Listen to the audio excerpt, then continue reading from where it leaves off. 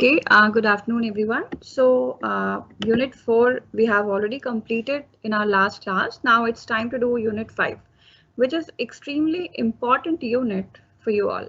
Because इस unit में let me tell you, report writing है, letter writing है, ठीक है, note making है, documentation है, ठीक है. तो report writing और letter writing तो short होता है कि आता ही है हर एक एग्जाम में, ठीक है.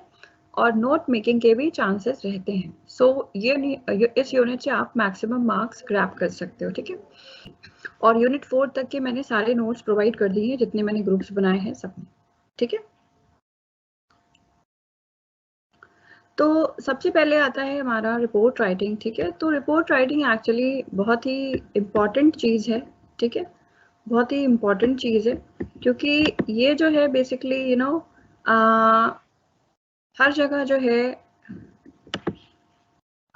है आपके काम आती है. ऑफिशियल जब भी आप कोई कम्युनिकेशन कर रहे होते हो, है ना, तो वहाँ पे रिपोर्ट राइटिंग बहुत इम्पॉर्टेंट होती है, ठीक है.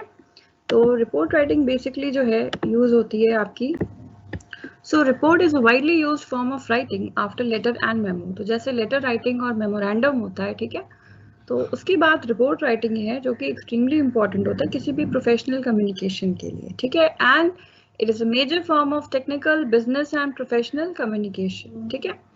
और जितने भी प्रोफेशनल्स होते हैं जैसे कि एडमिनिस्ट्रेटर होते हैं, साइंटिस्ट होते हैं, मैनेजर होते हैं, इंजीनियर्स होते हैं, ठीक है, तो उन सभी को रिपोर्ट लिखनी पड़ती है. लेकिन हाँ, बस डिफरेंस ये होता है कि सबका अलग पर्पस होता है, ठीक है. अगर एडमिनिस्ट्रेटर रिपोर्ट लिख रहा है तो उसका पर्पस अलग होगा, अगर साइंटिस्ट रिपोर्ट लिख रहा है तो उसका पर्पस अलग होगा, मैनेजर लिख रहा है तो उसका पर्पस अलग होगा, इंजीनियर लिख रहा है तो उसका पर्पस अलग होगा, या अगर एक कॉमन मैन कोई रिपोर्ट लिख रहा है तो उसका पर्पस अलग होगा.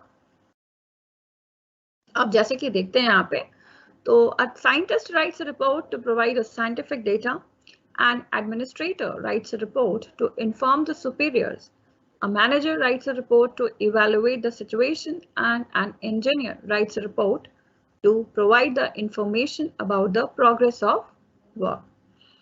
It is written for specific purpose and specific audience. तो रिपोर्ट में हमेशा ये चीज़ याद रखना होता है कि रिपोर्ट हमेशा जो है वो किसी स्पेसिफिक पर्पस के लिए लिखी जाती है और इसके लिए कोई स्पेसिफिक ऑडियंस के लिए आप लिखी जाती है. आपको पहले से पता होता है कि आपका क्या पर्पस है, ठीक है, और आपको अपनी ऑडियंस भी पहले से पता होती है कि हाँ आप किसके लिए रिपोर्ट लिख रहे हैं, ठीक है. यहाँ पे डिफरेंट वो दिखाए गए हैं कि हाँ साइंटिस्ट का अपना एक डिफरेंट ऑब्जेक्टिव होता है रिपोर्ट लिखने का, वो बेसिकली कोई साइंटिफिक डेटा प्रोवाइड कर रहा होता है. एडमिनिस्ट्रेटर जो होता है वो बेसिकली रिपोर्ट लिखता है कुछ, अगर उसे कुछ इन्फॉर्म करना होता है, सुपीरियर्स को अपने कोई इंफॉर्मेशन देनी होती है तो, ठीक है. मैनेजर को जब कोई चीज़ इवेलुएट करना होता है, ठीक है, तो उस केस में वो रिपोर्ट करता है, लिखता है. और इंजीनियर को अगर अपने किसी काम के बारे में कोई प्रोग्रेस बताना पड़ता है, उसकी इंफॉर्मेशन अगर देनी होती तो वो उस केस में रिपोर्ट लिखता है, ठीक है. और किसी भी रिपोर्ट लिखने के लिए, ठीक है, 2 लोगों का होना जरूरी है, मिनिमम 2 लोग, कम से कम 2 लोग हो. 2 से ज्यादा भी हो सकते हैं, बिकॉज कभी कभी क्या होता है कि सेंडर तो ऑब्वियसली एक होगा, ठीक है, सेंडर ऑब्वियसली एक होगा, बट हो सकता है जो रिसीवर है जिसे आप भेज रहे हो, जो रेसिपिएंट है, वो एक से ज्यादा भी हो सकता है, ठीक है. तो कम से कम 2 लोग का होना जरूरी है. A minimum of 2 persons are involved in the process, one who seeks for the information while the other gathers and conveys the information. A report can be the description of an event by a person who witnessed it to the person who was not actually present on the scene, or analysis of a condition, situation or problem for effective solution. तो report basically या तो किसी event का कोई description हो सकता है जिसने देखा है, जिसने विटनेस किया है ना, वो पर्टिकुलर इवेंट, और या किसी कंडीशन को, किसी सिचुएशन को सपोज कोई एनालाइज कर रहा है ना, तो उस केस में रिपोर्ट लिखी जाती है. And it can be presented orally, electronically और in writing. Reports can be presented in both formal as well as informal situations. अब फॉर्मल रिपोर्ट देखते हैं क्या होती है, ठीक है. तो a report submitted by the official of an organization is usually known as formal report. तो अगर रिपोर्ट कोई है, ठीक है, और अगर कोई ऑफिशियल सबमिट कर रहा है, किसी ऑर्गेनाइजेशन का अगर ऑफिशियल सबमिट कर रहा है उसे, ठीक है, तो that we will categorize, that kind of report we will categorize under formal report. And formal report आपको नाम से ही समझ में आ रहा होगा कि ये basically official purpose के लिए लिखी जाती है. It is written for official purpose. It is a piece of factual writing based on evidence and contains organized information. अब क्योंकि ये formal report है, right? क्योंकि ये official purpose के लिए आप लिख रहे हैं, तो it is very much obvious कि जो भी आप लिख रहे हैं वो आप facts provide करेंगे. आप कोई सुनी सुनाई बातें या अपने ओपिनियन के हिसाब से आप कुछ नहीं लिखेंगे. यहाँ पे आपको real data, real facts based on evidences आपको प्रोवाइड करने होंगे, और आपकी जो इंफॉर्मेशन होगी बहुत ही ऑर्गेनाइज्ड फॉर्म में होगी. ऐसे हैपहैज़र्ड वे में, डिसऑर्गेनाइज्ड फॉर्म में आपको नहीं लिखना होगा. ठीक है. Then since it is a formal report, so it has to be a uniform structure and presentation.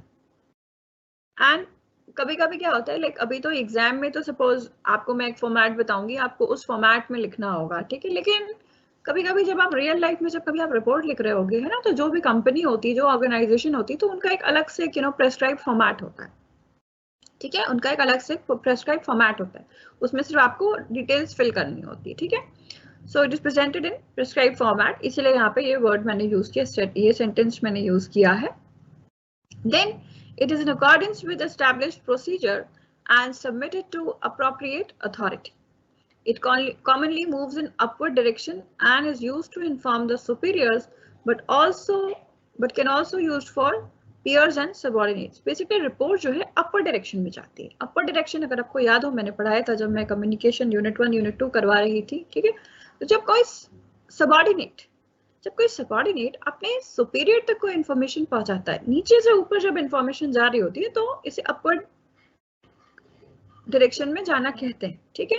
तो रिपोर्ट जो है, अब जाहिर सी बात है, कोई बॉस तो अपने जूनियर के लिए लिखेगा नहीं, ऑब्वियसली कोई जूनियर ही अपने बॉस के लिए लिखेगा, right. So it commonly moves in upward direction and is used to inform the superiors, but can also used for peers and subordinates. Then after formal report, let's talk about informal report. ठीक है. तो जो informal report होती है वो basically person to person communication की तरह होती है ना. It appears as if you are communicating to somebody. All right. So an informal report is usually in the form of person to person communication. It can range from a few lines to several pages. And इसका कोई, क्योंकि ये informal है तो इसका कोई ऐसा rigid format नहीं है, कोई uniform structure नहीं होता है. ठीक है. And informal report can be oral or written, but we are more concerned about written thing over here because exam में हमें लिखना ही होगा, right? So it doesn't have a rigid format. It can be oral or written. It doesn't follow a uniform structure.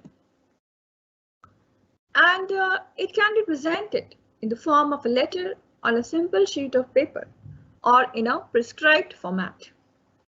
It is prepared according to the convenience and requirements of the sender and the receiver. It is used to pass on information, report an event, comment on some situation, give suggestions or so. अब आती है आपकी business report. ठीक है. तो reports have been recognized as extremely useful in business and professional world. ये मैंने पहले ही बताया था कि रिपोर्ट का एक अपना एक इम्पोर्टेंस होता है, बिजनेस और प्रोफेशनल वर्ल्ड में, बिकॉज सब कुछ आपको वहां पर रिपोर्ट फॉर्म में यू हैव टू. ठीक है.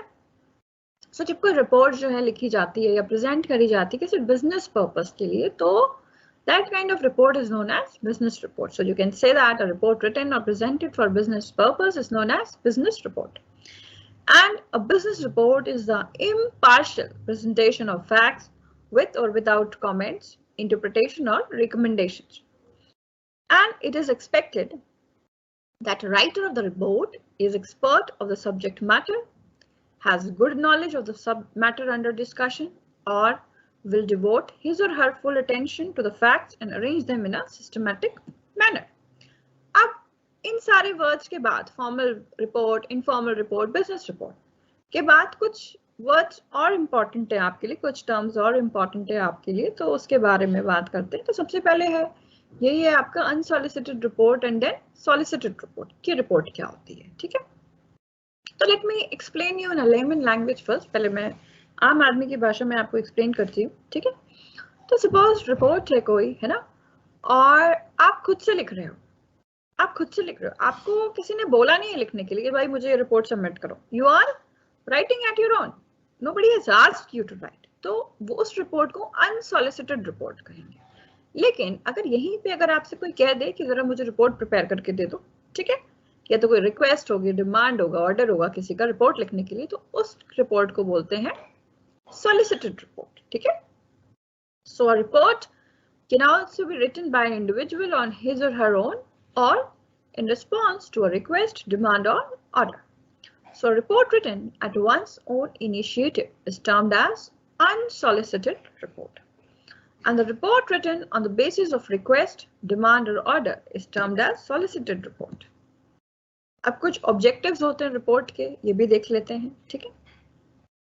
So to give information about activities, progress, plans and problems of an individual, organization or a department, then to record research findings or technical specifications, to present a record of accomplished work, to tell the facts of an event for future reference or action, to provide information to a large number of people, to present organized information on a particular topic, to recommend the action that can be considered to resolve the problem, to monitor business operations, to bring about new policies and procedures, to help in decision making, and to justify a controversial decision. So these are the objectives जिसके लिए आप report लिखते हो, ठीक है। इन सारे reasons की वजह से आप रिपोर्ट लिखते हो, ठीक है। तो रिपोर्ट का बहुत ही बड़ा बहुत बड़ी इंपॉर्टेंस है उसकी, ठीक है। देन लेंथ की बात करते हैं, रिपोर्ट कितनी लंबी होनी चाहिए, ठीक है। तो यहाँ पे लेंथ को अभी फिलहाल मैं थोड़ा सा होल्ड पे रखती हूँ, ठीक है। मैं आपको एक दूसरा थोड़ा सा यहाँ पे कॉन्सेप्ट समझा देती हूँ, एक दूसरी बात बता देती हूँ इंपॉर्टेंट, कि मैंने पेपर शेयर किया था लास्ट ईयर OBE का, इंग्लिश AECC का, ठीक है। अगर किसी के पास नहीं है तो मैंने जितने ग्रुप बनाए मैं फिर से शेयर कर दूंगी वहाँ पे। In fact I will share the booklet also which is for your suggested readings, ठीक है, जिसका मैंने 2 आपको पार्ट उस दिन पढ़ के बताया भी था, बाकी आप खुद से प्रैक्टिस करोगे, ठीक है। तो एग्जाम में आप वर्ड लिमिट जरा चेक कर लेना, ठीक है, वर्ड लिमिट चेक कर लेना, है ना, कि कितने वर्ड्स का आंसर लिखना है, उसके हिसाब से रिपोर्ट लिखना, ठीक है, उसके हिसाब से रिपोर्ट लिख देना। वहां पे फिर लेंथ नहीं आएगा कि 3 पेज 4 पेज, फिर वहां पे ये बात नहीं आएगी, वहां पे आपको वर्ड लिमिट चेक करके लिखना पड़ेगा, ठीक है। वर्ड लिमिट का छोटा सा एक मैं और रूल बता दूं आपको, कि जो फॉर्मेट होता है ना, ठीक है, टू, फ्रॉम, ये सब वर्ड लिमिट में मत काउंट करिएगा। जो आपका एक्चुअल कंटेंट होगा, चाहे वो लेटर में होगा, रिपोर्ट में होगा, उसको आप काउंट करेंगे, फॉर्मेट को नहीं काउंट करेंगे, ठीक है। So there is no fixed rule about the length of a report. It depends on the matter to be presented in the report. ठीक है, वैसे तो कोई फिक्स रूल नहीं है, बट डिपेंड करता है कि आप क्या प्रेजेंट करने वाले हो, कैसी रिपोर्ट बनाने वाले हो, कैसा कंटेंट है, क्या मैटर है ना, उस हिसाब से लेंथ बढ़ती है या घटती है। But for convenience, report can be divided into the following 2 categories, that is short report and long report. ठीक है।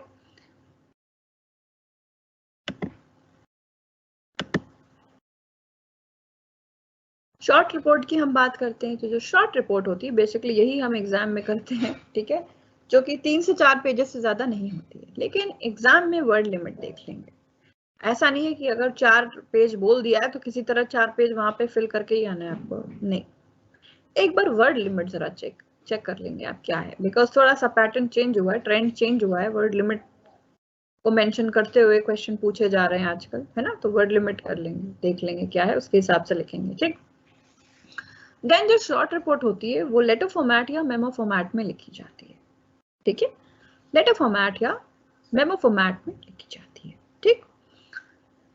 Then it follows the simple style of presentation and only facts are reported in it. तो क्योंकि भाई report है, इसमें आप अपनी कोई बनावटी बात, कोई अपना ओपिनियन पर्सपेक्टिव नहीं रखना होता है, ठीक है, सिर्फ फैक्ट्स प्रेजेंट करने होते हैं। Then it can be formal as well as informal. It can be self-initiated or in response to the demand, request or order, यानी कि solicited और unsolicited दोनों टाइप के रिपोर्ट हो सकती है. फिर बात करते हैं लॉन्ग रिपोर्ट की, ठीक है। हालांकि यहाँ पे अभी फिलहाल आपके यूज में ये नहीं है, बट हाँ अगर जब आप मास्टर्स करोगे, ठीक है, आप एमकॉम करते हो, आप एमए इकोनॉमिक्स करोगे, आप जो भी करोगे, है ना, एमबीए करोगे, तो हर जगह डिसर्टेशन लिखा जाता है, ठीक है। डिसर्टेशन जो है वो लॉन्ग रिपोर्ट में आता है, तो वहां पे आपके ये काम आएगा, ठीक है। अभी तो short report is of your concern. So a long report can contain any number of pages. It can be the outcome of some research. The researcher needs to study the problem, issue or topic, collect data, analyze data, draw conclusion, and present the outcome with suggestions or recommendations. It is generally formal in nature and prepared on demand. Some of the examples of long reports include a dissertation, thesis, project report, and field report. Format की बात करते हैं, ठीक है। Format की बात करते हैं, बहुत सारे स्टाइल्स होते हैं रिपोर्ट लिखने के, बट कन्वीनियंस के लिए हमने दो फॉर्मेट हम पढ़ेंगे, और दो फॉर्मेट में जनरली डिवाइड किया जाता है। तो ये दो फॉर्मेट हैं आपके, मेमो फॉर्मेट और लेटर फॉर्मेट, यानी कि मेमोरेंडम के फॉर्मेट में जिस तरह से मेमो लिखा जाता है उस तरह से आप रिपोर्ट लिखोगे, या लेटर फॉर्मेट में लिखे जाते हो, ठीक है। अब एक बात मैं और बता दूं कि अपने हिसाब से ऐसा नहीं है कि आप अपने हिसाब से आपने मेमो फॉर्मेट और लेटर फॉर्मेट यूज कर दिया, ऐसा नहीं है, ठीक है। अपने कन्वीनियंस से नहीं यूज करना होता है, ठीक। तो अगर सपोज जो आपकी रिपोर्ट है ना, वो आउटसाइड योर ऑर्गेनाइजेशन जा रही है, तो अब वहां पे आप लेटर फॉर्मेट यूज करते हो, लेकिन अगर विद इन योर ऑर्गेनाइजेशन जा रही है तो वहां पे आप मेमो फॉर्मेट यूज करते हो, ठीक है। सो मेमो का जो है वो बेसिकली शॉर्ट है, इसका फुल है आपका मेमोरेंडम, ठीक है। और memo is basically a brief note, written statement, record और communication that is used for internal communication, ठीक है। तो मेमो फॉर्मेट आप तब यूज करते हो जब आपको इंटरनल कम्युनिकेशन करना होता है, एक्सटर्नल कम्युनिकेशन के लिए आपको लेटर फॉर्मेट यूज करना होता है, ठीक है। And it is used by a person known to the recipient personally and it is short in length. It can be used to convey information, decision, make requests to the co-workers, superiors, or subordinates. Generally, the organization provides printed memo forms to its employees. लेकिन आपको exam में तो आपको लिखना पड़ेगा अपने आप, but कुछ कंपनी जैसे कि मैंने आपको बताया था कि वो प्रिंटेड फॉर्म्स प्रोवाइड करती है, वहां पे you have to just fill the information. Then the writer needs to fill in the columns only, as I told you all. And the format is decided by the organization.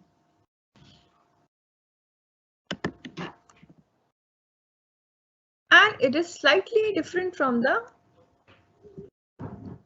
a letter in style, ठीक है। जैसे कि it is less formal in tone and without formal elements such as organization's address, salutation, recipient's address and complimentary clause. तो जो memo format में जब हम लिख रहे होते हैं रिपोर्ट, ठीक है, तो यहाँ पे ऑर्गेनाइजेशन का फुल एड्रेस लिखने की जरूरत नहीं होती है, सैल्यूटेशन नहीं लिखती हैं आप, hi, hello, dear sir, dear madam, ये सब नहीं लिखना होता है, रेसिपिएंट का एड्रेस भी नहीं लिखना होता है। क्यों? क्योंकि आप दोनों सेम ऑर्गेनाइजेशन में काम कर रहे हो ना, इंटरनल कम्युनिकेशन हो रहा है, तो सिर्फ नाम ऑर्गेनाइजेशन का और सिटी चलेगा, इतना काफी है, पूरा फुल एड्रेस लिखने की जरूरत नहीं है, क्योंकि इंटरनल कम्युनिकेशन के लिए हो रहा है ना।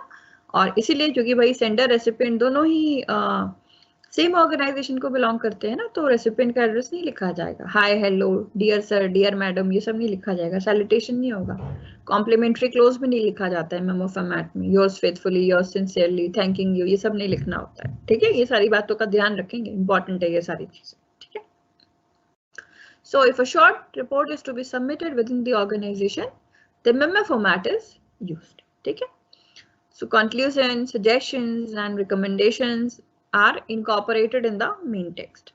Other elements are same as used in a memo. This type of report is also called memo report.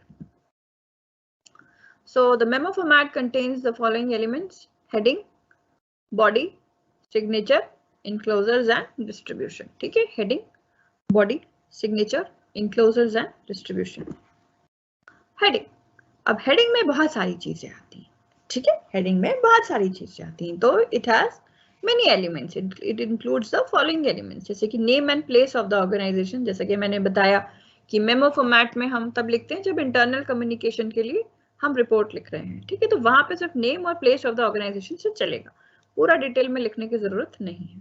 फिर लेबल, आपको इंटर ऑफिस मेमोरेंडम लिखना होता है, जैसे कि अगर आपने 12th में नोटिस वगैरह लिखा होगा, बोर्ड में आपके रहा होगा कोर्स में, तो वहां पे आपने नोटिस लिखने से पहले आप ऊपर नोटिस लिखते हो, वर्ड NOTICE लिखते हो, ठीक है। तो ठीक इसी तरह मेमो फॉर्मेट में जब आप रिपोर्ट लिख रहे होते हो तो वहां पे आप इंटर ऑफिस मेमोरेंडम आप लेबल ये लिखते हो, ठीक है।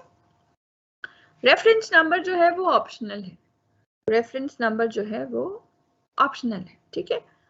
आप लिख भी सकते हो, नहीं भी लिख सकते हो। अगर आपसे बोला गया है क्वेश्चन में कि हाँ आपको इस रेफरेंस, इस पर्टिकुलर रेफरेंस में आपको लिखना है, तो उस केस में you can write any hypothetical, अपने आप से बनाया हुआ कोई रेफरेंस नंबर, या अगर क्वेश्चन में मेंशन है कोई रेफरेंस नंबर तो उस केस में आप लिख सकते हो। Otherwise it's better not to write any reference number, it is purely optional. Then date, date का ध्यान रखेंगे कि आपको वो डेट नहीं बतानी है जिस डेट को वो इवेंट, वो इंसिडेंट हुआ, ठीक है, आपको वो डेट लिखनी है जिस डेट को आप रिपोर्ट लिख रहे हो। सो the date of drafting or circulation of the report.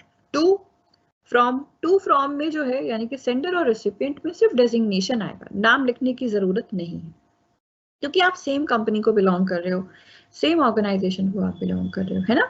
तो फुल नेम लिखने की जरूरत नहीं है, आपको सिर्फ डेजिग्नेशन लिख देना है, रेसिपिएंट और सेंडर दोनों का। ये सिर्फ मेमो फॉर्मेट में ये सिर्फ एलिजिबल है, ये चीज एप्लीकेबल है, ठीक है। देन सब्जेक्ट, सब्जेक्ट जैसे कि लेटर राइटिंग में आप देखते होंगे आप सब्जेक्ट लिखते हो, है ना, तो यहाँ पर भी आप सब्जेक्ट लिखते हो। So the specific purpose of writing the report. Subject में आप कई जगह देखोगे कि लोग फुल कैपिटल लेटर्स में लिख देते हैं, तो ठीक है, वो भी ठीक है, इसमें कोई ऑब्जेक्शनेबल बात नहीं है, ठीक है। दूसरी बात, जैसे लेटर राइटिंग में हम बहुत बड़ा सा सब्जेक्ट लिखते हैं, 1-2 लाइन तक जाता है, यहाँ पे सब्जेक्ट छोटा होता है, बहुत बड़ा नहीं लिखते हैं, ठीक है। फिर आते हैं नेक्स्ट पार्ट है आपका बॉडी, ठीक है। तो बॉडी जो है बेसिकली वो टेक्स्ट है, जो मेन कंटेंट है रिपोर्ट का, है ना, जिसमें सारी इंफॉर्मेशन, सारी डिटेल है, that is body. So body is a text of a report which contains entire information or detail. The formal salutations such as hi, dear, respected, etc. are not recorded in the body. जैसा कि मैंने आपको बताया था कि salutation यहाँ पे नहीं लिखना होता है, hi, hello, dear, respected, ये सर मैडम ये सब नहीं लिखना होता है, रिक्वायर्ड नहीं होता है, ठीक है। पर्सनल प्रोनाउंस जैसे कि आई है, वी है, यू है, ये एक्सेप्टेबल होता है because the report is for internal use of an organization. In case of short report, conclusions, suggestions and recommendations are incorporated in the main text of the report. Signature, तो complimentary close जैसे कि मैंने आपको बताया था, yours sincerely, yours faithfully, yours truly, yours lovingly, ये सब record नहीं होता है मेमो फॉर्मेट में, ये सारी चीजें नहीं लिखना है, ठीक है। सिर्फ रिपोर्ट राइटर का नाम जो है वो भी फुल नेम लिखना होता है बस, और कुछ नहीं लिखना होता है, ठीक है। और अगर आप सिग्नेचर करते हो तो बहुत अच्छी बात है, अगर नहीं करोगे तो भी कोई बात नहीं है। सिग्नेचर जनरली जैसे चेक में नहीं होता नाम के ऊपर करा जाता, ठीक उसी तरह आपको इसमें भी करना होता है, करा है तो ठीक है, नहीं करना है तो बहुत मैंडेटरी नहीं है, ठीक है। और डेजिग्नेशन भी जो है अब यहाँ वापस से नहीं लिखते हैं, बिकॉज आप ऑलरेडी आप हेडिंग में जहाँ पे आपने रेसिपिएंट लिखा था, फ्रॉम जहाँ पे लिखा था ना, वहाँ पे आपने ऑलरेडी अपना डेजिग्नेशन मेंशन कर दिया, आप पहले ही बता चुके हैं, तो दोबारा से लिखने की जरूरत नहीं, सिर्फ फुल नेम लिख के हट जाएंगे। अब ये जो हेडिंग, बॉडी और सिग्नेचर जो था, ये था आपका मैंडेटरी कंपोनेंट, ठीक है, ये होता ही होता है, ये होता ही होता है हर रिपोर्ट में, ठीक है। लेकिन कुछ ऑप्शनल पार्ट भी है, जैसे कि एनक्लोजर या डिस्ट्रीब्यूशन, तो ये ऑप्शनल है ना, मैंडेटरी नहीं है। अगर सपोज कोई डॉक्यूमेंट है आप अटैच कर रहे हो साथ में रिपोर्ट के, ठीक है, तो इसे आप एनक्लोजर्स में लिखोगे। जैसे सपोज आपने कुछ लिखा है, एनक्लोजर में आपने क्या लिखा है, लगाया लेटर ऑफ रिकमेंडेशन, तो आप ऐसे लिख सकते हो। और ये दोनों तरीका है जिससे जैसे आप लिख सकते हो, जैसे कि या तो आप लिख दोगे पूरा एनक्लोज्ड कोलन, फिर जो आप डॉक्यूमेंट एनक्लोज कर रहे हो वो लिख दोगे कि आप क्या एनक्लोज कर रहे हो, जैसे कि यहाँ कमिटीज रिपोर्ट, या तो आप पूरा एनक्लोज ना लिख के ENCL लिखोगे, ठीक है, और पहला वर्ड कैपिटल, पहला लेटर जो है वो कैपिटल से होगा, जैसे कि इसका ई जो है कैपिटल से है दोनों का, है ना, तो इसी तरह से कुछ लिखना होता है, ठीक है। तो if some document is to be enclosed to the report, it is referred at the end of the report by adding a notation enclosed or ENCL. Then distribution. If a copy of the report is to be sent to the person other than the addressee, then it is mentioned under the notation CC.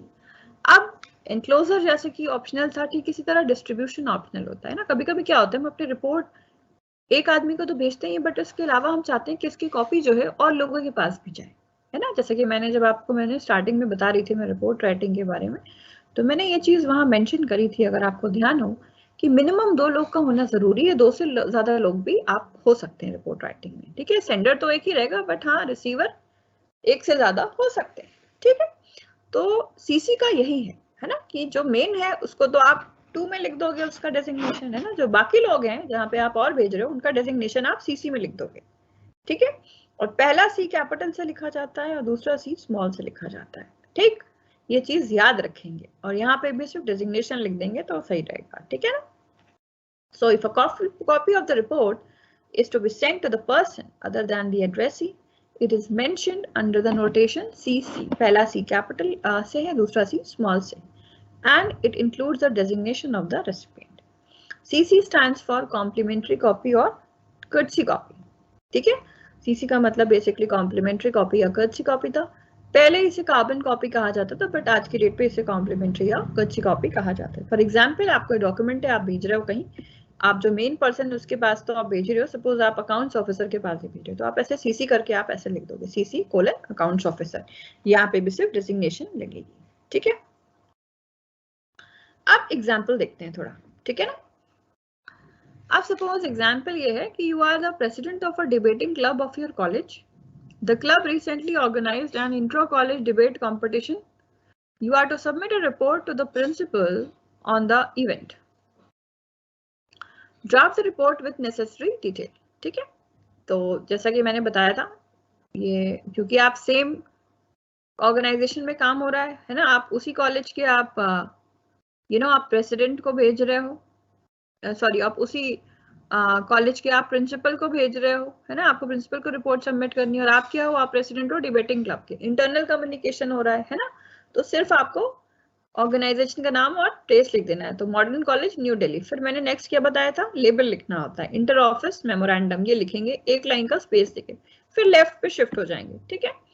फिर date लिखेंगे, date में DATE लिखना होता है, ये मत सोचना कि बस डेट उठा के चिपका दिया, नहीं, पूरा लिखना होता है DATE डेट। उसके बाद आपको कोलन लगाना होता है, फिर डेट लिखेंगे 20 जनवरी 2020, या एक और तरीका है जनवरी 20, 2020, 20-1-20, इस तरह से नहीं लिखना होता है, ठीक है। फिर नेक्स्ट लाइन में 2 लिखेंगे, 2 में भी TO लिखना है, फिर कोलन लगाना है और डेजिग्नेशन लिखना है कि किसको आप भेज रहे हो, तो प्रिंसिपल, यहाँ पे आप प्रिंसिपल को भेज रहे हो रिपोर्ट, ठीक है। फिर फ्रॉम में भी आप FROM आप लिखोगे, ठीक है, कोलन, फिर यहाँ पर भी आप अपना नाम नहीं, आप सिर्फ डेजिग्नेशन लिखोगे। तो अभी आप इस केस में आप क्या हो, आप प्रेसिडेंट हो डिबेटिंग क्लब के, तो आप ये लिख दोगे। फिर आते हैं नेक्स्ट लाइन में, आप लिखोगे सब्जेक्ट। सब्जेक्ट क्या है भाई, report on debate competition. Subject में भी SUV JECT आप लिखोगे, कोलन लिखोगे, फिर आप लिखोगे रिपोर्ट ऑन डिबेट कॉम्पिटिशन। फिर आप देखिए, आपने नोटिस किया यहाँ पे hi, hello, dear sir, dear respected कुछ भी नहीं है, और नहीं लिखना होता है, आपको सैल्यूटेशन नहीं रिक्वायर्ड होती, ठीक है। इनफैक्ट आपने देखा रेसिपिएंट एड्रेस और ये सारी चीजें भी नहीं दी हुई हैं, ठीक है। डायरेक्टली स्ट्रेट अवे आप to the point of report writing पे आ जाते हो, ठीक है। So the debating club of the college organized an inter-college debate competition on 18 January 2020 at 12:30 p.m. in the seminar hall of the college. Here is a report on the event for your reference. Topic of the debate: money is all important in life. The participants were judged by 3 teachers: Dr. Shushma Sharma, Department of Chemistry; Dr. Avtar Singh, Department of Hindi; and Dr. Anuradha Ghosh, Department of English. The students were allowed to speak either in Hindi or English. The competition started at 12:30 p.m. 26 students participated in the competition. Most of them presented their views forcefully. All the students were good at speaking. It was difficult for the judges to decide the prizes. But the following students got the prizes. Miss Payal Singhal, the student of BA program, second semester, got first prize. Mr. Sushant Bhatia, the student of BCom, 4th semester, got second prize. The first prize was 2,000 rupees, 2,000, and the second rupees 1,000. All the students were enthusiastic and participated with great zeal. We are planning such events time to time so that students can excel the art of debating. फिर देखिए and में भी आपने yours faithfully yours sincerely नहीं लिखा और नहीं लिखते, सिंपली अपना फुल नेम लिखेंगे, यहाँ पे डिजिग्नेशन नहीं लिखेंगे क्योंकि आप ऑलरेडी यहाँ मेंशन कर चुके हैं, और बहुत होगा तो नाम के ऊपर अपना सिग्नेचर मार देंगे। ठीक है, सिग्नेचर में SIGNATURE लिखने की जरूरत नहीं है, सिर्फ सिंपली जैसे चेक में नहीं होता है नाम होता है ऊपर सिग्नेचर करते हैं, ठीक इसी तरह आपको यहाँ भी करना होगा। ठीक है, और नोटिस करिएगा बहुत बड़े बड़े पैराग्राफ्स नहीं होते हैं रिपोर्ट राइटिंग में, छोटे छोटे होते हैं, कभी कभी एक एक लाइन का भी पैराग्राफ होता है। ठीक, ठीक इसी तरह आपको करना होगा।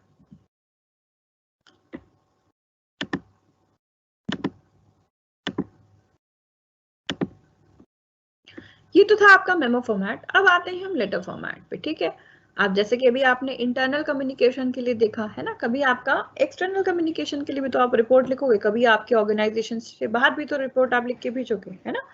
सो if a short pages report of few pages is to be sent outside the organization, the letter format is used.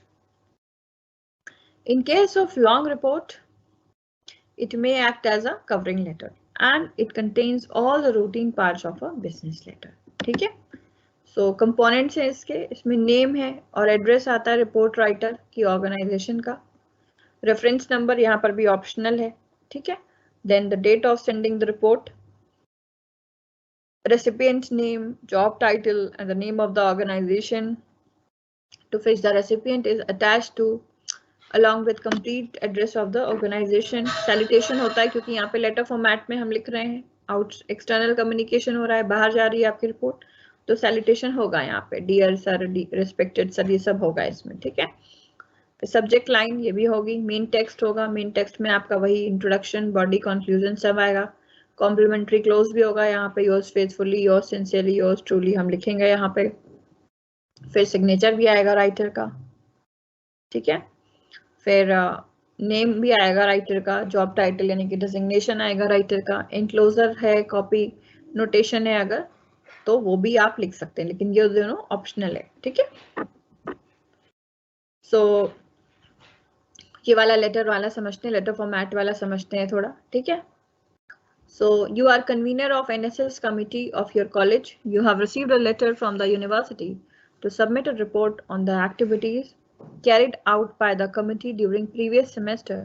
Draft the report. ठीक है, तो यहाँ पे PQR college Anand Nagar new Delhi. ठीक है, तो आप यहाँ पे पूरा लिखोगे अपना, टेलीफोन नंबर, फैक्स नंबर लिखने की जरूरत नहीं है। ठीक है, ये चीज काट देंगे, करेक्शन करेंगे, हालांकि मैं ये सारी चीजें आपको नोट शेयर कर दूंगी तो वहां पे चीजें ध्यान रखेंगे, अभी आप कहीं नोट में लिख दो, टेलीफोन नंबर फैक्स लिखने की जरूरत नहीं है, बिकॉज कहीं पर भी परफेक्ट एग्जाम्पल एक्चुअली नहीं दिया हुआ है, जहाँ पे थोड़ा सा ठीक है, मुझे सबसे ज्यादा सही लगा वो मैंने पिक करा है आपको समझाने के लिए। ठीक है, अब यहाँ पे जैसे इन्होंने रेफरेंस नंबर डाला है, ठीक है, रेफरेंस REF कोलन और ये है, अब सपोज अगर रेफरेंस नंबर नहीं होता, ठीक है, तो डेट आपकी यहाँ से यहाँ शिफ्ट हो जाती। ठीक है, डेट आपकी यहाँ से यहाँ आ जाती। फिर the vice chancellor university of Delhi, mall road, Delhi, ये। ठीक है, देन सब्जेक्ट। ठीक है, सब्जेक्ट ये अटेंशन NSS ऑफिसर, ये नहीं लिखेंगे, ये कट कर देंगे, ये नहीं लिखना होता है। ठीक है ना, कुछ चीजों का करेक्शन करना होगा आपको। ठीक है ना, subject report on the activities carried out by the NSS unit. अब जैसे यहाँ पे सब कुछ कैपिटल लेटर में, तो इसे देख के घबराना नहीं। ठीक है, जैसा कि मैंने बोला कि पूरे सब्जेक्ट जो है पूरा कैपिटल लेटर में भी हो सकता है। ठीक है, there is no need to worry about it. Then क्योंकि ये लेटर फॉर्मेट में हम लिख रहे हैं तो सैल्यूटेशन लिखेंगे, इसलिए हम डियर सर लिखेंगे यहाँ पे, dear sir comma the NSS unit of the college carried out the following activities during the odd semester of the academic year 2019 to 20. So first is free health checkup camp. The unit in association with Cipla and GTB Hospital organized a free health checkup camp on 14 August 2019 in the college campus for the students, teachers, staff members and nearby residents. 517 persons were examined at the camp. It benefited all the visitors. Second is blood donation camp. The unit in association with All India Institute of Medical Sciences organized a blood donation camp in the college campus on 21st September 2019. A total of 169 units of blood were donated by the students and staff members. The students were very much enthusiastic to donate blood. Cleanliness drive. The unit launched a cleanliness drive between 2nd October 2019 and 5th October 2019. The NSS volunteers cleaned the campus as well as made students aware of the importance of cleanliness. Posters were put up at various places in the college campus and nearby area to highlight the need of cleanliness. Then awareness talks. The unit organized an awareness talk on HIV/AIDS by the Delhi AIDS Control Society on 1st October 2019. The speakers made the students aware of the causes of HIV infection and measures to avoid it. Then adoption of thalassaemic patients. In order to reduce the burden of blood banks, the unit adopted 10 thalassaemic patients. 10 members of NSS unit decided to donate blood to meet the transfusion requirements of the patients. Then yours sincerely, अब यहाँ पे भी correction करना है थोड़ा. yours का y capital से होता है और जो नेक्स्ट वर्ड जो भी होता है ना उसका पहला लेटर स्मॉल से होता है, तो ये करेक्शन कर लेंगे. ठीक है. yours sincerely, yours का y कैपिटल से, sincerely का s स्मॉल से, कॉमा आएगा यहाँ पे. ठीक है. फिर वरुण धवन फुल नेम, आपका जो डेजिग्नेशन है वो, और नाम के ऊपर सिग्नेचर कर लेंगे. सिग्नेचर में SIGNETURE लिखने की जरूरत नहीं है, सिंपली सिग्नेचर कर लेंगे. ठीक है. और बेसिकली आपके एग्जाम पॉइंट ऑफ व्यू में मेमो फॉर्मेट ज्यादा यूज होता है. ठीक है. और बाकी it depends on the question कि क्या क्वेश्चन आता है, उसके हिसाब से you will do the needful. Then आते हैं हम टाइप्स ऑफ रिपोर्ट पे. ठीक है. तो पर्पस के बेसिस पे रिपोर्ट 3 टाइप में डिवाइड करी जाती है: informational report, analytical report and feasibility report. तो हालांकि इंफॉर्मेशनल रिपोर्ट का मैंने आपको एग्जांपल ऑलरेडी पहले दे दिया था, जो डिबेट वाला एग्जांपल था वो बेसिकली इंफॉर्मेशनल रिपोर्ट का ही था, जहाँ पे सिर्फ और सिर्फ आप डेटा प्रेजेंट करते हैं, आप है ना इंफॉर्मेशन प्रेजेंट करते हैं. आपका वहां पे एनालिसिस, आपका इंटरप्रिटेशन नहीं रिक्वायर्ड होता, आपका कोई सजेशन, कोई रिकमेंडेशन वहां पे नहीं आपका मांगा जाता है. ठीक है. So an informational report presents the data, facts, problem, condition और situation without any analysis or interpretation. It doesn't contain conclusion or recommendation. ठीक है. इसमें कोई conclusion या कोई recommendation नहीं होती है. The writer only collects, compiles and organizes facts for the reader. यहाँ पे सिर्फ और सिर्फ facts जो है चाहिए होते हैं. ठीक है. आपको एक correct information आपको provide करनी होती है.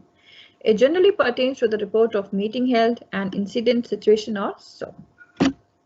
आप एक एग्जाम्पल आप ऑलरेडी देख चुके हो पहले, है ना, डिबेट कंपटीशन वाला. दूसरा मैं एक और दिखा देती हूँ ताकि थोड़ी पिक्चर क्लियर हो जाए. ठीक. So your college organized a science exhibition. Being the organizer of the exhibition, submit a report to the principal of your college about the event. ठीक है.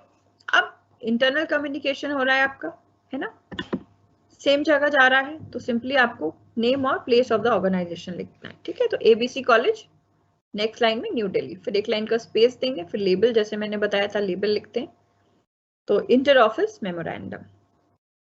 देन डेट, फिर से DAT डेट लिखना होता है, कोलन 11 जनवरी 2020. देन टू प्रिंसिपल को लिखना है, टू प्रिंसिपल लिखेंगे आप, TO2 कोलन प्रिंसिपल. यहाँ पे भी सिर्फ और सिर्फ डेजिग्नेशन लिखी जाती है, याद दिला रही हूँ मैं बार बार, ध्यान रखेंगे इन चीजों का, छोटी छोटी चीजों से गड़बड़ी हो जाती है एग्जाम में, और फॉर्मेट पे मार्क्स मिलते हैं. ठीक है. फॉर्मेट पे आपको मार्क्स मिलते हैं, so you need to take care. Then from organizer science exhibition. Then subject, report on the science exhibition. Then जैसा कि मैंने बताया, हाय, हेलो, डियर्स, रिस्पेक्टेड, ये सब नहीं लिखना होता है मेमो फॉर्मेट में. ठीक है. डायरेक्टली आप इस पे आ जाएंगे. So this is to inform you that a science exhibition was held in our college on 4th January 2020. The students from 10 different colleges participated in the exhibition. Here is a report on the event. Theme: energy conservation. Chief guest: the renowned environmentalist Mr. Chandi Prasad Bhatt. Inauguration. The exhibition was inaugurated by Mr. Bhatt on the day at 10 a.m. He delivered an impressive speech on the topic of environmental degradation. He emphasized on the need to use the renewable energy sources. He told the students that conventional resources of energy are limited and may exhaust someday. Moreover, they cause environmental pollution. He encouraged the students to conserve energy and use renewable sources to make the environment clean. Models. There were 15 stalls in all.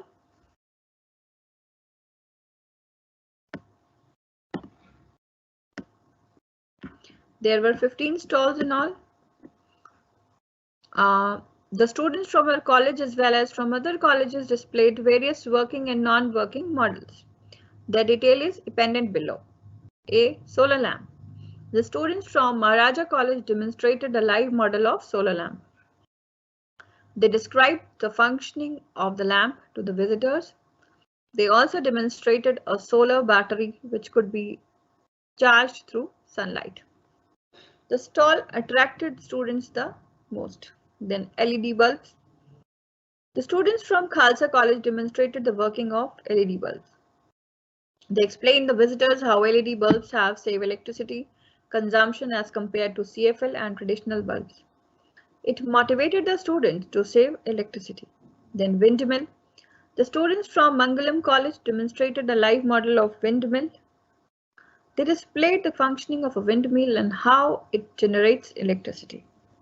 The students were very much keen to know about the technology. Then D. Biogas plant. The students from Vidya College demonstrated a live model of biogas plant. They demonstrated how the waste material can be utilized to produce energy which can be used to light lamps, cook food, and so on. Other models. Other than the above, the students also displayed a number of posters and non-working models. The visitors were very much interested in them. Lecture. Mr. Arijit Singh from Bureau of Energy Efficiency delivered an impressive lecture on energy conservation. He enlightened the students about the BEE marks, stars on electrical and electronic devices. The exhibition ended at 5 p.m. It hailed tremendous response. All the students and visitors appreciated the effort. It also provided the students a platform to showcase their innovative ideas and experiments. Such exhibitions should be held time to time. इस signature यहाँ पे अपना नीचे full name लिखेंगे और ऊपर signature करेंगे. Signature में ऐसा है GNETURE लिखने की जरूरत नहीं है, सिंपली सिग्नेचर करेंगे जैसे चेक में करते हैं नाम के ऊपर फुल नेम के ऊपर सिग्नेचर, ठीक उसी तरह. इंफॉर्मेशनल रिपोर्ट के बाद आती है आपकी एनालिटिकल रिपोर्ट और एनालिटिकल रिपोर्ट आपके लिए बहुत इंपॉर्टेंट है, ठीक है, क्योंकि वहां पे एग्जाम में भी मैक्सिमम एनालिटिकल रिपोर्ट ही आती है, जहाँ पे आपको एनालिसिस करना पड़ता है, जहाँ पे आपको इंटरप्रिटेशन देना पड़ता है, जहाँ पे आपको सजेशन देना होता है और रिकमेंडेशन देना पड़ता है, ठीक है. तो एनालिटिकल रिपोर्ट में वर्ड ही सजेस्ट करता है, एनालिटिकल मतलब एनालिसिस होगा कोई ना कोई, है ना. तो यहाँ पे आपको डेटा तो प्रेजेंट करना ही पड़ता है, लेकिन साथ ही साथ आपको एनालिसिस और इंटरप्रिटेशन देना पड़ता है. तो an analytical report presents the data with analysis and interpretation. The writer objectively investigates and analyzes the situation, condition or problem and puts the conclusion and recommendation into the report. At first, she or he identifies the problem, collects data, analyzes it, tries to find the reasons, draws conclusion and incorporates suggestions or recommendation towards its solution. If a report presents only the facts pertinent to a situation or issue, it is an informational report. But if writer analyzes the facts, draws conclusion and make recommendations, it is described as analytical report. And it is also known as interpretative or investigative report. ठीक है. अब analytical report की जरा मैं आपको एक खास बात बता दूं, ठीक है. आप जितनी कमी बताओगे ना, ठीक, जितनी आप फाइंडिंग्स दिखा रहे हो, ठीक उतना ही आपको रिकमेंडेशन देना पड़ेगा, उतना ही आपको सजेशन देना पड़ेगा, ठीक. ऐसा नहीं कि आपने कमी निकाल दी, फाइंडिंग आपने निकाल दी 5 और आप सजेशन दे रहे हो सिर्फ 2. नहीं, अगर आपने फाइंडिंग्स बताई है 5 तो आपको सजेशन भी 5 ही देना पड़ेगा, ना एक कम ना एक ज्यादा, और उसी ऑर्डर में देना होता है. ये मैं आपको एक्सप्लेन करती हूँ एग्जाम्पल से, ठीक है. So you are the president of Students' Council of your college. The students have been facing problems with the services provided with the college library. You meet the principal who has suggested you to prepare a report in this regard. Draft the report with findings and recommendations. तो यहाँ पर भी Arihant College, name of the organization plus place, Arihant College, next line में New Delhi, एक line का space देंगे, then label लगाएंगे, inter office memorandum, फिर left को shift हो जाएंगे, ठीक है. So date सबसे पहले DAT लिखना होता है, ये मैंने कई बार बताया, फिर से repeat कर रही हूँ. Date, then 20 January 2020, to principal from President Student Council, subject report on the services provided by college library. So यहाँ पर भी जो कि ये मेमो फॉर्मेट में है, तो हाय, हेलो, नो, रिस्पेक्टेड, डियर, ये सब नहीं लिखना होता, डायरेक्टली हम मैटर पे आ जाते हैं, ठीक है. So as asked by you, I investigated the deficiencies in the services of college library. Here is the report on the same with findings and recommendations. ठीक है, तो ऐसे आप पहले findings डाल देते हो. So I talked to the students, teachers, librarian, library staff, and the members of library committee. I collected data from the library and also carried out a survey on 200 students of the college, whose outcome has been included in the report. I found the following deficiencies. ठीक है, अब यहाँ पे आप कमियां बता रहे हो. सबसे पहले point number 1, improper arrangement. So the books in the library are not arranged in a proper manner. The books of particular subject are partially stacked in the sections of other subjects. It causes problem while searching the books. Then second is scarcity of textbooks. The textbooks are not available in required numbers. Moreover, they are issued to the students. As a result, other students do not find textbooks to study. Then third is old editions. I found that the purchase of new books has not been made for a long time. The old editions of the books are either of no use or very less effective to use. These do not meet the requirements of new syllabus. Then behavior of the staff. Behavior of the library staff is not cordial. They are not cooperative with students. They talk to the students in a rude manner. Fifth is congestion in the library. The furniture in the library is not arranged properly. The issue counter is near to the place of the reading. It causes disturbance to the students while reading in the library. Then recommendations. ये तो था आपकी findings. अब recommendation.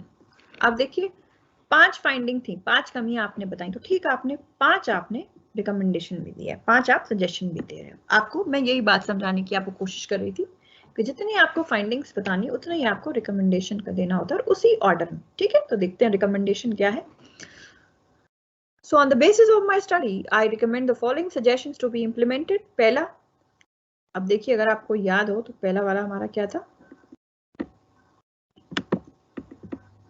improper arrangement. ठीक है, यहां देखते हैं क्या है. The library staff must be instructed to arrange the books of each subject in their respective sections. तो मतलब जो पहली finding होगी ना, उसी का पहला आप suggestion भी दोगे. ठीक है, फिर दूसरा क्या था, scarcity of textbooks. ठीक, इसमें देखते हैं the textbooks should not be issued to the students for home use. They should be allowed to read only in the library. ठीक है, थर्ड देखते हैं क्या था, old editions. ठीक, तो यहाँ देखते हैं some textbooks as well as new editions of some books should be purchased immediately. Fourth क्या है, behavior of the staff. यहाँ पे देखते हैं क्या है recommendation में, the library staff should be advised to deal with the students politely. Fifth क्या है, congestion in the library. तो the furniture should be arranged in an appropriate manner. There should be a separate reading room for the students to study in a peaceful environment. So I hope that the above recommendations will be implemented on an early date so that the students can utilize the library in a better way. फिर यहाँ पर भी देखिए, yours faithfully, yours sincerely, thanking you, कुछ नहीं आएगा, simply पूरा नाम अपना लिखेंगे, प्रवीण कुमार जो भी full name है, ठीक, और ऊपर signature कर देंगे. signature में SIGNATURE लिखने की जरूरत नहीं है, simply आप signature करेंगे. ठीक है, एक और example देख लेते हैं आपका analytical का, क्योंकि ये थोड़ा important है. ठीक है, so you work as administrative officer in a college. You recently visited the college canteen as part of routine inspection. So write a report to the principal about the findings. Also include recommendation in the report. ठीक, so Mangalam College, New Delhi, फिर space देके label inter-office memorandum. Then date 27 January 2020 to principal from administrative officer. Subject report on the inspection of college canteen. As part of routine inspection, I visited the college canteen on 24 January 2020. I am sending you a report on the visit with findings and recommendations for your perusal and necessary action. Then findings, यहाँ पे भी देखिए 4 finding है, 4 recommendation है. ठीक है, so the inspection concentrated on 2 major aspects, hygiene and facilities. I found the following deficiencies. पहला है unhygienic food. So I found that the quality of food served by the canteen was not up to mark. The chefs were not cooking food as per standards. They were using inferior quality of materials for cooking. Their utensils too were not clean. Second is limited options of food items. I found that the canteen has been serving limited of food items. As a result, less students visit the canteen and most of them go outside. Third is high price. As compared to the quality and quantity, the prices of all the food items are higher than the market rates. Fourth is less seating space. So the space provided to the canteen is very much congested. The students have to wait for their turn for a long time. They even sometimes miss their classes. अब देखते हैं recommendations क्या है. चार ये है, चार ये भी है, ठीक? अब उसी order में होता है ये. तो I recommend the following measures that can help to improve the condition. तो पहला क्या था?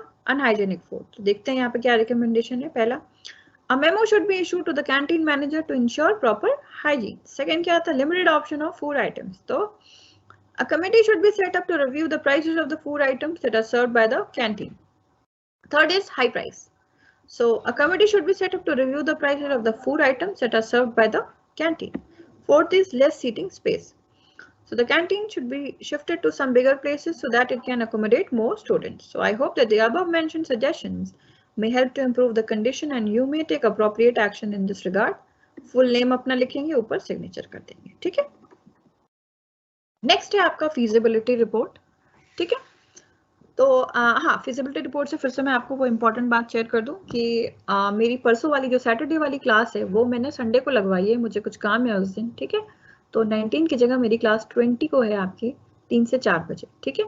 मैंने जितने ग्रुप बनाए हैं 3 ग्रुप में, उसमें भी ये इन्फॉर्मेशन डाल दूंगी, ठीक है? बाकी लॉगिन आईडी वगैरह आप लोग के पास आ ही जाएगा, आप ज्वाइन कर लेना. सैटरडे की जगह आपको संडे को ज्वाइन करना है 3 बजे से 4 बजे तक, ठीक है? Then feasibility report. So a feasibility report is the outcome of a detailed examination of a proposed project. इसमें बेसिकली क्या होता है कि आप किसी ऐसी चीज के बारे में रिपोर्ट बनाते हो जिसकी आप पॉसिबिलिटी देखते हो, ठीक है? कि ऐसा पॉसिबल है कि नहीं है. फिजिबिलिटी का मतलब क्या होता है? पॉसिबिलिटी. आपको कोई काम करना है तो उसके लिए आप एनालिसिस करोगे कि आप एनालाइज करोगे कि हाँ ये चीज पॉसिबल है कि नहीं, तो उसके बेसिस पे आप रिपोर्ट तैयार कर रहे होते हो, ठीक है?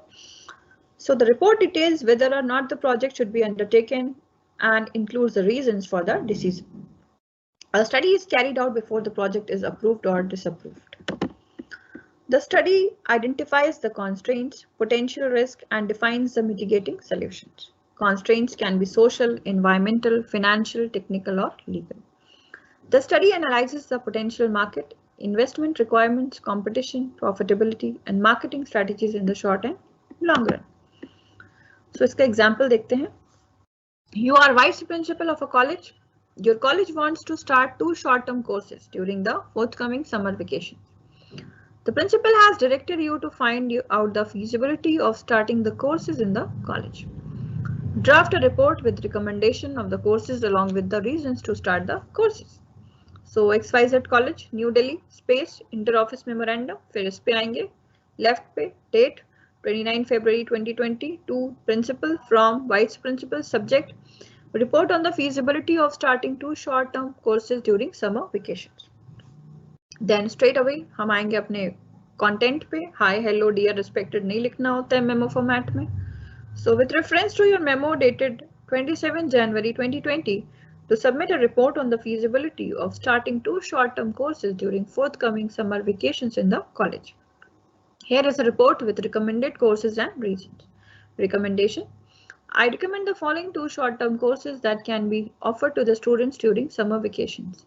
English language proficiency course, effective communication and personality development through theatre.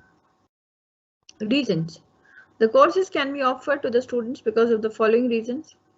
Availability of students. I talked to the students and found that they were very much interested in these courses. It is expected that minimum 100 students will easily be available to join the courses. Then availability of teachers. I talked to the concerned teachers. The teachers from English department of our college are ready to teach the ELPC. I also talked to the teachers from National School of Drama and they too are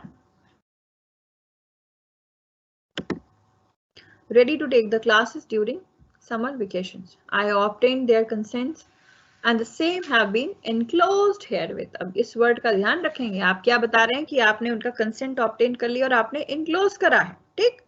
तीसरा देखते हैं, मतलब एक enclosure है यहाँ पे, एक मिल गया है, ठीक। अगला देखते हैं, additional income.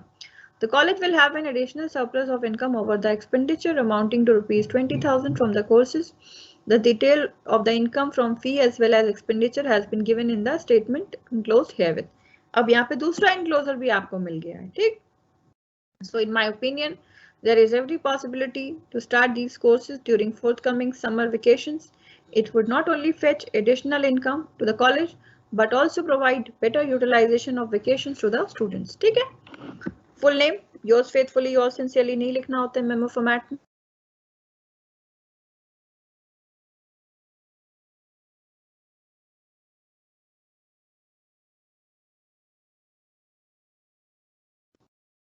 To as stated, क्योंकि आप ऑलरेडी मेंशन कर चुके हो यहाँ पे कि आपने क्या इनक्लोज किया, ठीक। अगर आपने मेंशन नहीं किया होता तो आपको पूरा लिखना पड़ता कि आपने क्या इनक्लोज किया है, ठीक है।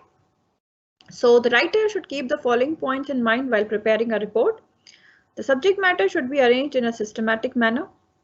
The facts should be properly arranged. The facts should be complete, reliable, and accurate.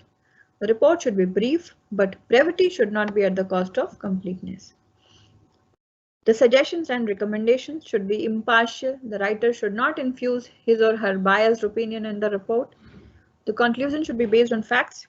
Report should be grammatically correct. The language should be simple and direct.